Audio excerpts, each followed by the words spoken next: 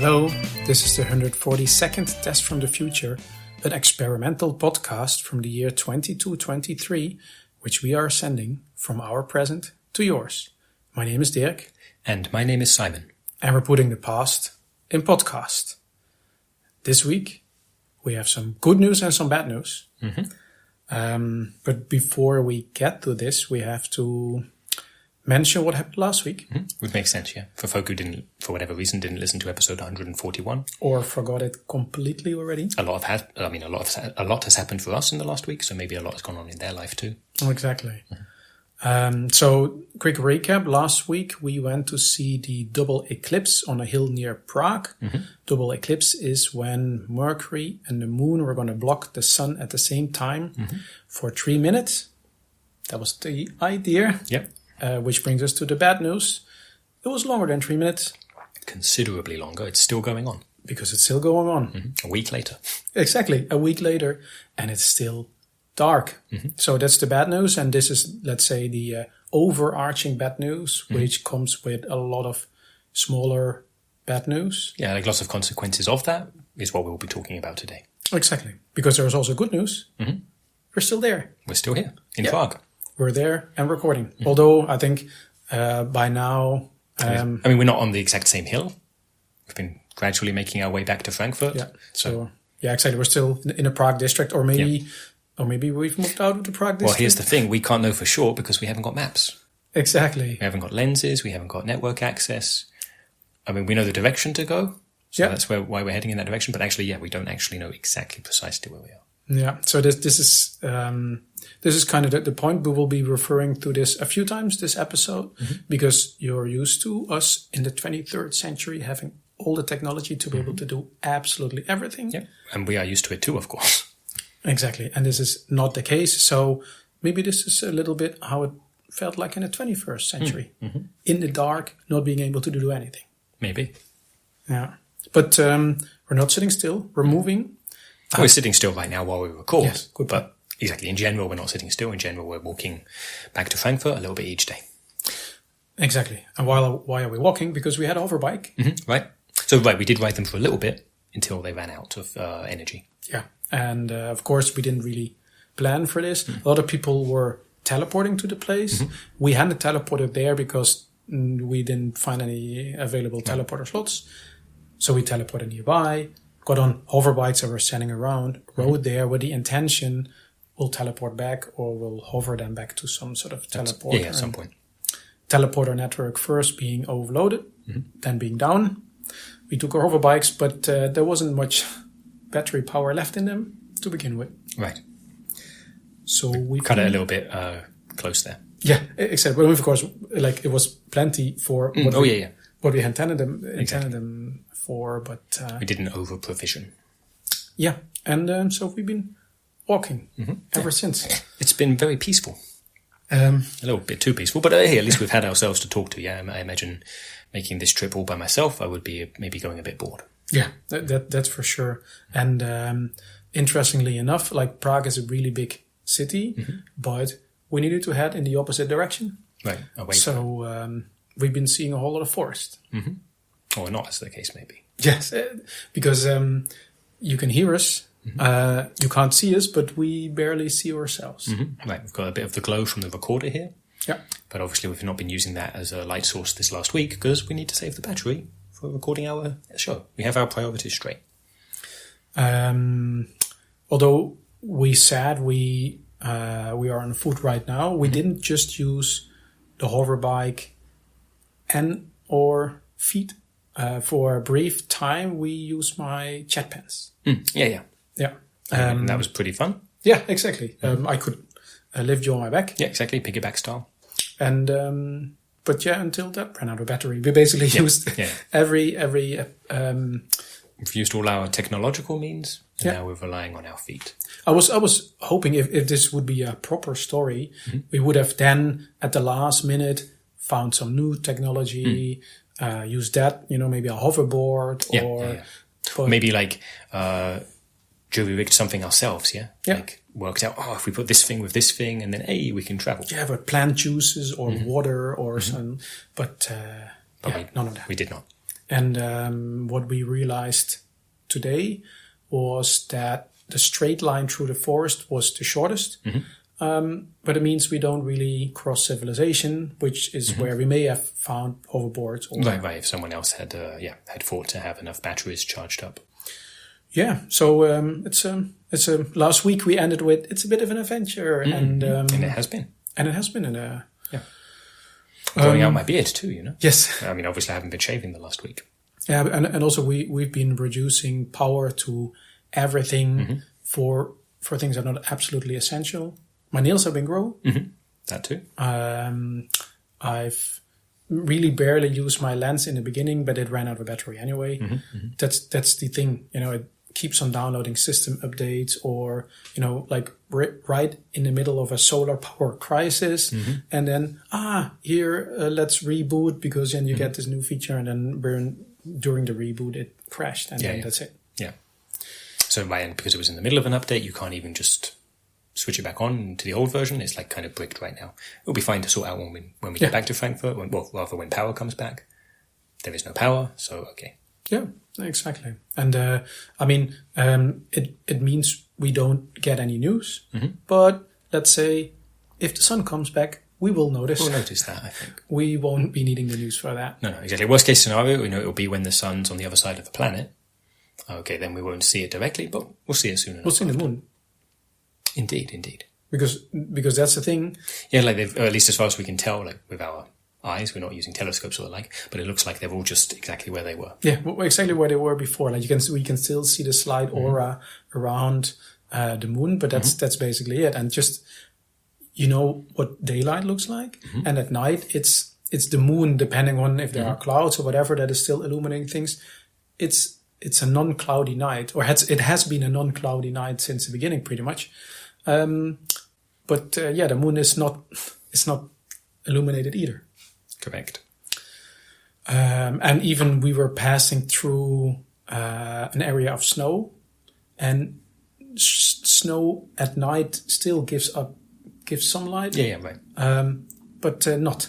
We noticed while we were stepping in. Yeah, no moonlight, because there's no moonlight to reflect. Exactly. So suddenly we heard a and I was like, okay. Yeah, snowy parts. Luckily that didn't last for too long. Correct. Because it's already cold enough without snow as it is. Yeah.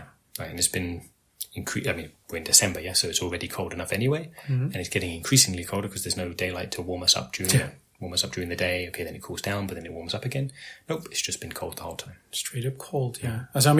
That was a good thing that we dressed for being outside. Definitely. But it's not been completely forced, because where are we right now? Maybe we tell our listeners. Yeah, sure. I mean, right now, so we were lucky enough, we came across this little, what do you call it, like a hut? I guess, I don't know. Like it's a small wooden structure. Yes. I think a hut's the best word for it. Cabin. No, that's a better word. A cabin. Yeah, that's a good point. Yeah. Or a lodge. Anyway. It's a hut/cabin/lodge. And it's got an inside with some nice comfy chairs for us to sit down on while we record. That was good timing, because otherwise we would have been recording while being outside. I mean, we did we did stop because we saw, hey, that feels like a nice log to sit on. Maybe let's record on that log. And then bumped into this cabin here, which was pretty much next to the log, but we hadn't seen it. I think judging from the pillar in the center, I think this used to be used for plasma beams. One of those plasma beam huts that they had for a while. Yeah, right. Seems likely, but it's decommissioned. So, but because it initially, did you know these cabins used to be manned? So they weren't completely remote controlled. So that's why there are some random stuff for living here. Sure. But it's not been used by people in a very long time. Yeah. So its batteries aren't charged up. It doesn't have generators to fall back on. None of the technology works. Exactly. No food or anything like that. Yeah. So, luckily for food, we do still have our portable combo. Yeah. Unfortunately, because of the lack of power, it's stuck. Like it can only produce what we had it last set to produce, which is beer and crisps. I like beer and crisps, but after a week it is getting a bit much. I really can't stand it anymore. I mean, it's nice. The snow was nice. I got some into an empty beer bottle, melted it down, so I had some water for a little while there. There's some wooden mugs in the cupboard here, so maybe we can crush some crisps and put some beer on it. I don't know if that makes a difference. Make like some kind of paste. Yeah. Doesn't sound so appealing, but sure. Yeah, and also, I mean, sure, it's alcohol-free beer, but it's This is me at least drinking it for a whole week like this. I've got a lot of gas from it. that's for sure. Yeah, but other than that, this cabin, because we are inside it, it's a little warmer. We kind of keep the cabin warm, and it's also relatively small. Especially with the big plasma pillar in the middle, moving around it, and also the plasma pillar still gives off this slight pink hue. Yeah. So like at least inside the cabin, it's not completely dark. Right. That's helpful. Yeah, exactly. It's cozy. Yeah, it's true actually. It's like kind of like a fireplace. But there's some really interesting things around here. We could come back at some point and record a podcast here because it looks like old tech. Maybe our 21st century listeners know what this stuff is. Maybe. But, okay, if we do that, let's come back once everything's up and running again. Yeah, exactly. That's for sure. But yeah, you were saying the Congo is luckily still working. Yeah. The recorder. That's even more luckily still working. That also uses so little energy. Exactly, and of course it has the low fidelity wave burner that still allows us to send this back in time. But I think that's pretty much it. Those are the only 3 things that are still working, right? Right. So yeah, we mentioned earlier your jet pants. So we left those behind at some point because they ran out. And likewise, my helmet ran out of power. So it didn't make sense to wear that anymore. Basically anything that wasn't basically tied to our bodies. Like I still have my cyborg chip, although it's deactivated. Yeah, likewise. The ore zones are still there, but no working. Lens is still there, no working. But anything that's basically carry-on tech, we just left behind. Yeah, we'll collect it later. We were at this little outpost, and we all dropped it there in this security deposit. Although there was nobody there, but it was still working. Sure. That was still working. Yeah. Although it's solar powered, so I'm not sure what happens when... Right, the locks will stop working, I guess, when the battery runs out. Does it mean they open or they stay? I'm not actually sure. Let's hope it would make more sense for them to stay locked, because otherwise everyone who stored their stuff there could just be taken by other people. Is the power used to keep them locked or is the power used to open them? I don't know. Probably both. They're probably not locked but not open. Maybe you can pull them open with your bare hands. Possibly. Okay. Well, we don't need to figure out. No. Although, we can look it up later when we have access to Alipedia, but not right now. Yeah, exactly. And although, I think we're not like super emotionally tied to our helmets and pants and stuff. Exactly. Like they don't have sentimental value, but at the same time, it would be nice to not lose them.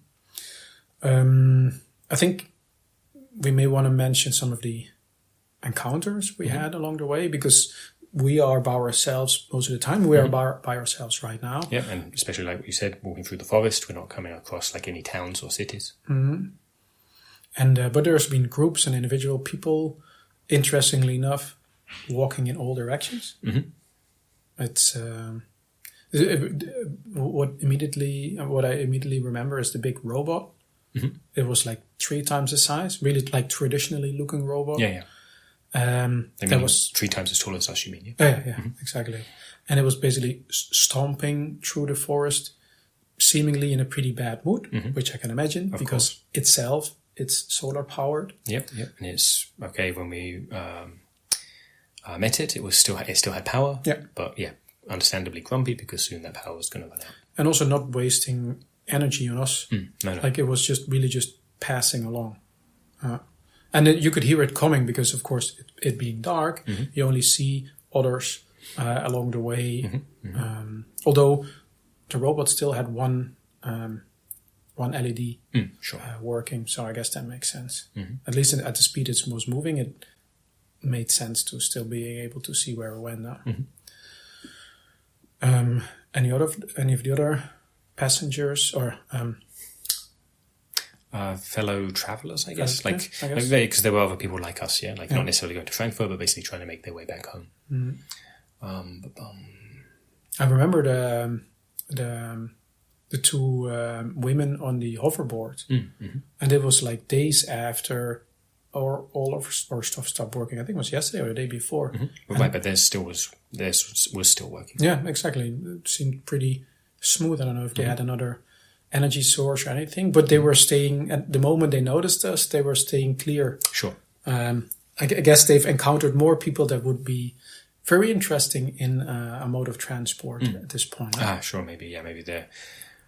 Yeah, okay, either they're being careful just to be cautious, or they actually had some bad experiences. Yeah, exactly. Either way. Any others?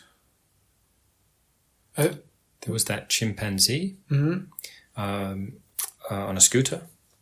Like, the kind where you just have one foot on the scooter, the other foot on the ground. That was actually pretty... So, with wheels, yeah? Yeah. And okay, through the forest here, it was pretty bumpy. Yeah. But that chimpanzee was sticking with it, like didn't want to give up on it and just, walk or so on. There was the chimpanzee that was trying to figure out what was going on, right? Yeah, because exactly. Most of the people are just, focused on... Like, just focused on getting home, so worried about what actually... Like, why is this eclipse going on for so long? I'm trying the chimpanzees... Was it Monk? Monk or Zeus? I'm not sure. Can't remember. Zeus. No, Zeus was the old guy, right? Yeah. Okay, yes, because all these brief encounters... That's the tricky thing. Like, normally on your lens, you can see someone's name, their the details. That was the deal, with like you mentioned, the two women on the hoverboard. Yeah. If they could see that we were fine, they could read our details, like, okay, these people probably won't steal our hoverboard. It would have all been good. Without that kind of information, it makes sense for everyone to be much more cautious. And we could now check the recordings and also check out their names and so on, because they passed by, but... Exactly, so, probably it was Dr. Monk. Could be. There was we couldn't check at the time, and more to the point, it's hard to look up now. Yeah, exactly. But because they were really focused on, if we figure out what's going on, then we can do something about it. Right. Or at least it brings us one step closer. I don't know. Yeah.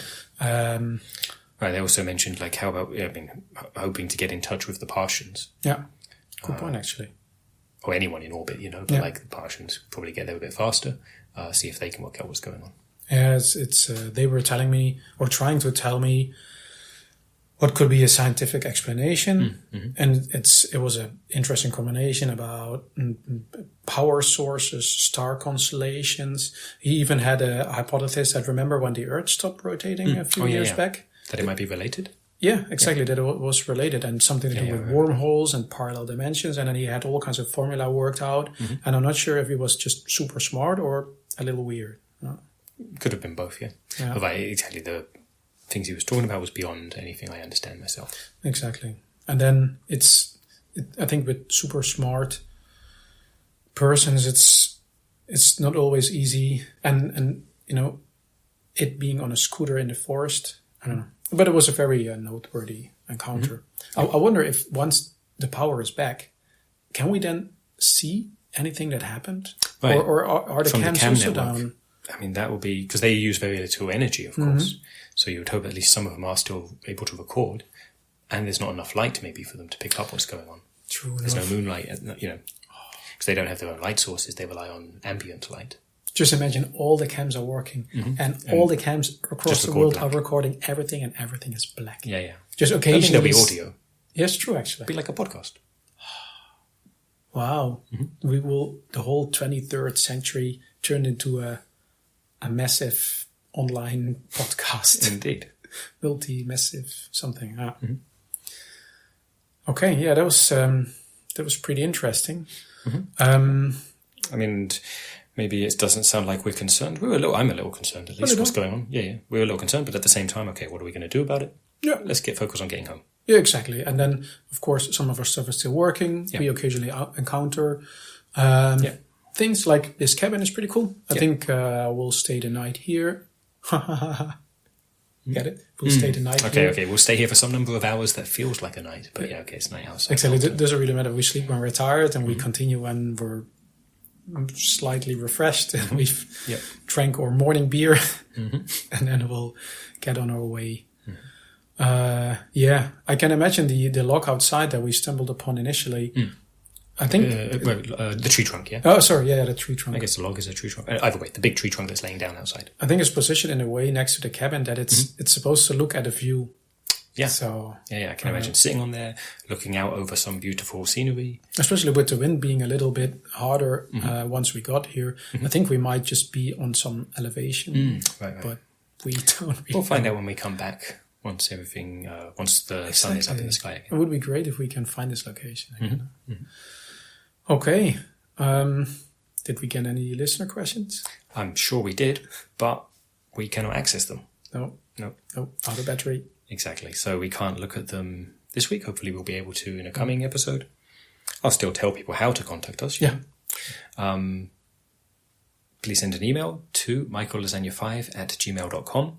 Put the number 142 in the subject, and any questions you have for us, feel free to ask those, and we'll get back to you in a future episode. Definitely. The thing is, everything is out of battery. We're in the 23rd century, right? Mm-hmm. And then apparently we didn't really bother to build batteries that last very long. Not this long, no. Like, as you know, with the mercury brownouts, they last a little while, but not a whole week. But there's not been a need for... No, exactly, because there's solar power, like there's sunshine on Earth at any point. Mm-hmm. So anything needs to last for maybe 12 hours. Mm-hmm. But yeah, apparently not 7 days. Not 7 days. Okay, well, we'll tuck ourselves in the corner of this cabin, and we'll see you, the listener, in 200 years. Bye-bye.